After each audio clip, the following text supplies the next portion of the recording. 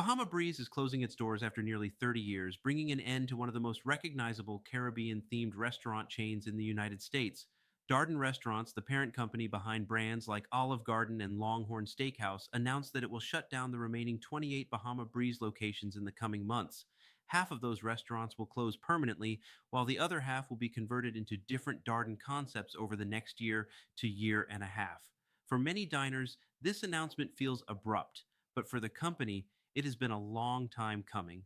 Nearly a year ago, Bahama Breeze quietly closed about one third of its locations with little notice. At the time, Darden acknowledged it was evaluating strategic alternatives for the brand, including the possibility of a sale. That review has now reached its conclusion. The final day of operations for Bahama Breeze will be April 5th. Restaurants are scheduled to close in Delaware, Georgia, Michigan, New Jersey, North Carolina, Virginia, and Washington, along with two locations in Pennsylvania and five in Florida. The remaining 14 locations, including 10 around the Orlando area, will continue operating as Bahama Breeze temporarily before being converted to other Darden brands. The company has not yet announced which concepts will replace them. Darden emphasized that these locations are considered strong real estate assets and that the focus will now be on transitioning employees into other roles within its portfolio wherever possible. To understand why Bahama Breeze is disappearing while other Darden brands remain strong, you have to look at how the casual dining landscape has shifted. Bahama Breeze was built around an experience, Caribbean inspired decor, island music, rum cocktails, and a menu designed to feel like an escape.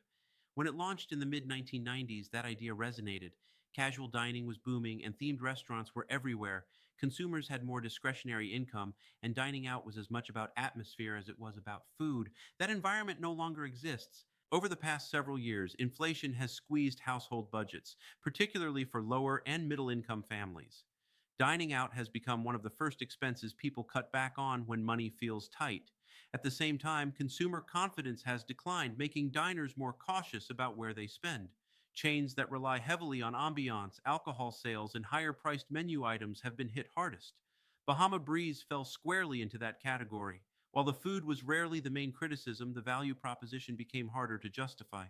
For many customers, the price gap between a themed casual dining experience and faster, cheaper alternatives grew too wide.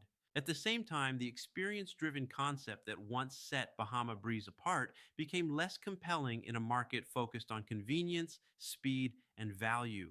Contrast that with Darden's other major brands.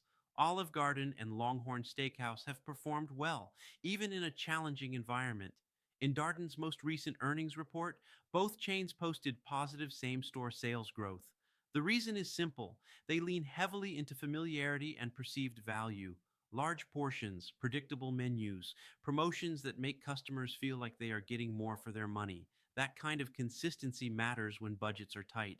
From Darden's perspective, the decision to shut down Bahama Breeze is not about abandoning casual dining. It's about narrowing focus to brands that perform reliably across economic cycles. Maintaining a smaller, underperforming concept ties up capital, management attention, and real estate that could be better used elsewhere. In that sense, this move is a reallocation, not a retreat. Still, the closure marks the end of an era.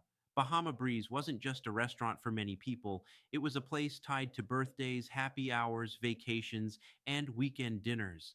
The Caribbean theme, the tropical drinks, and the sense of escape made it feel different from standard casual chains.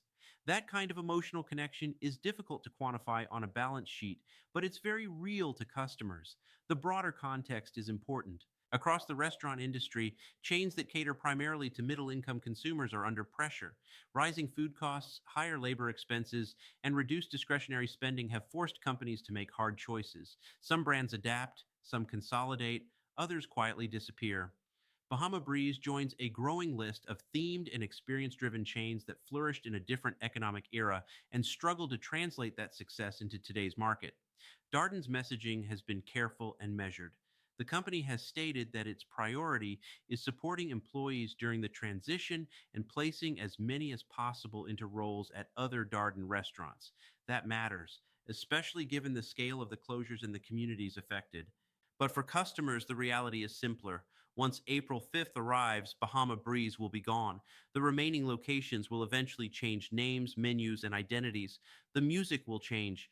the decor will change, and the experience that defined the brand for nearly 3 decades will exist only in memory. The story of Bahama Breeze is not one of sudden failure. It is the story of a concept built for a specific moment, one that thrived when dining out was about escape and indulgence and struggled when priorities shifted toward value, speed, and certainty.